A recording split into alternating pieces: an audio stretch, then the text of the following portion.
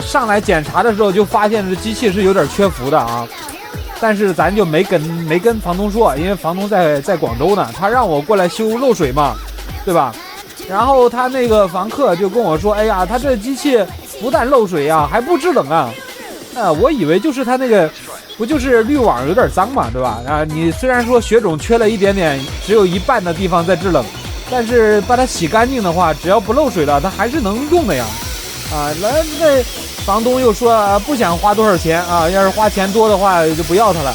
哈哈，那整的咱就为难了啊，也不敢跟他说啊，咱就先把这个漏水给它治了吧，对吧？反正你这么脏的东西啊，我好不容易碰见，我也得好好给它搓个澡啊。这空调你看看啊，各个地方啊，你说这后边啊，你看看这些垃圾，这都是我看都看不见的位置啊，我把手机伸过去了